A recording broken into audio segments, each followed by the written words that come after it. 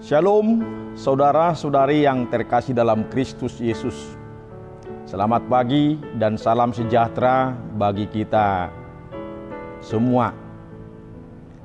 Pada saat ini izinkan kami menyapa Bapak Ibu saudara-saudara yang berulang tahun kelahiran pada hari ini. Kami ucapkan selamat ulang tahun, panjang umur, sehat, dan senantiasa dalam sukacita. Juga yang berulang tahun pernikahan, bagi Bapak Ibu saudara-saudara, kami ucapkan selamat. Biarlah Tuhan yang senantiasa memberkati dan memberikan kebahagiaan bagi saudara sekalian. Juga tidak luput kami sapa Bapak Ibu saudara-saudara yang mengalami pergumulan pada hari ini oleh karena sakit penyakit. Kami berdoa secara khusus buat saudara agar Tuhan kiranya memberkati obat dan makanan serta upaya-upaya medis menjadi saluran kesembuhan dan kekuatan bagi saudara. Ya, sebelum kita mendengarkan firman Tuhan pada hari ini, mari sejenak kita berdoa. Kasih karunia dan damai sejahtera dari Allah Bapa kita dan dari anaknya Tuhan Yesus Kristus. Amin. Firman Tuhan yang menyapa kita pada hari ini tertulis di dalam Injil Matius pasal yang ke-7 ayat 24. Demikian firman Tuhan. Setiap orang yang mendengar perkataanku ini dan melakukannya, ia sama dengan orang yang bijaksana yang mendirikan rumahnya di atas batu. Demikian pembacaan firman Tuhan pada hari ini. Bapak, Ibu, saudara-saudara yang dikasihi oleh Kristus Yesus, kita percaya bahwa setiap ajaran, setiap tuntunan dan ajakan Yesus Kristus, semuanya adalah untuk kebaikan kita.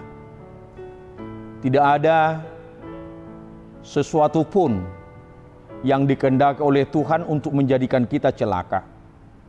Sehingga setiap ajarannya, setiap perintahnya, apa yang telah diteladankannya, menjadi sesuatu yang berarti bagi kita.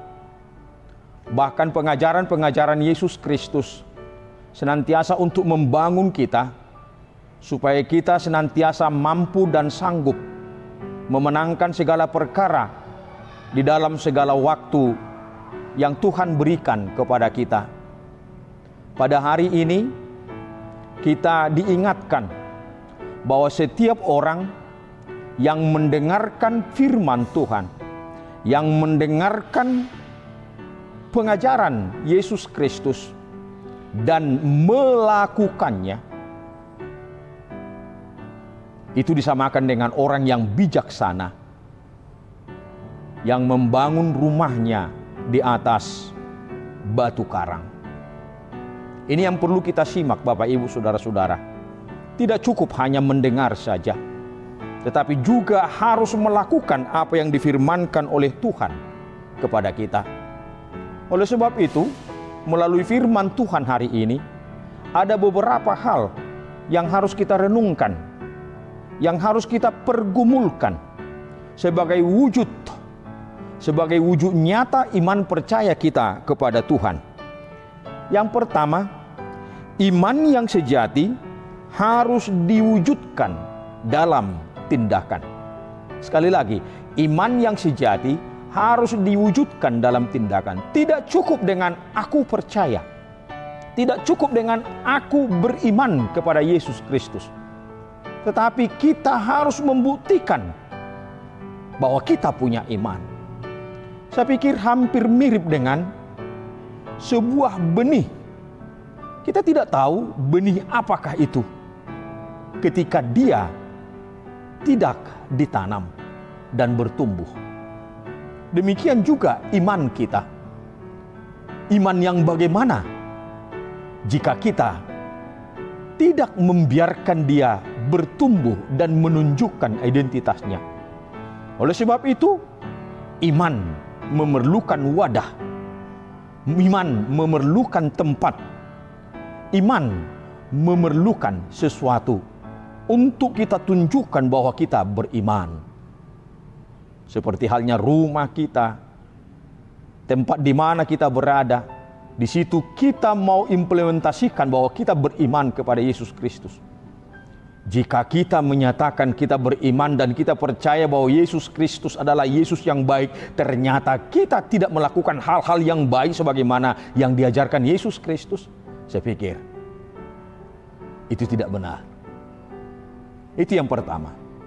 Yang kedua, pondasi hidup ditentukan oleh respon kita terhadap firman Tuhan. Pondasi hidup ditentukan oleh respon kita terhadap firman Tuhan. Apa respon kita terhadap firman Tuhan? Jangan-jangan masuk kiri keluar kanan. Tentulah Tuhan menghendaki apa yang difirmankannya senantiasa kita dengarkan dan kita gumuli serta kita implementasikan dalam kehidupan kita sehari-hari. Dan tentunya hidup kita, perbuatan kita, pekerjaan kita harus kita dasari di dalam Kristus yang selalu mengajarkan kita hal-hal yang baik sehingga kemanapun kita berada, dimanapun kita berada, apapun yang kita lakukan, kita senantiasa menunjukkan identitas kita sebagai anak-anak Tuhan. Yang ketiga, Bapak, Ibu, Saudara-saudara, hidup yang taat akan tetap berdiri walau diterpa ujian. Hidup yang taat akan tetap berdiri walau diterpa ujian. Sekuat dan sehebat apapun ombak dunia ini menerpa bahtera hidup kita, kita tidak akan tenggelam. Karena kita punya jangkar yang kuat, jangkar yang kokoh, yaitu firman Tuhan. Ingat, semua orang mengalami badai hidup. Yang membedakan adalah fondasi iman kita.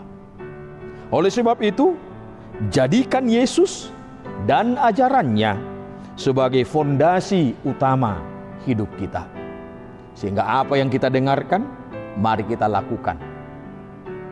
Selamat beraktivitas. Tuhan Yesus memberkati. Kita berdoa. Allah Bapa yang bertahta dalam kerajaan surga, terima kasih untuk sapaan firman-Mu hari ini, yang mengajak kami dan yang mengajar kami tidak hanya mendengar, tetapi juga melakukan apa yang kami dengar. Dan tentunya pendengar kami akan firman Tuhan.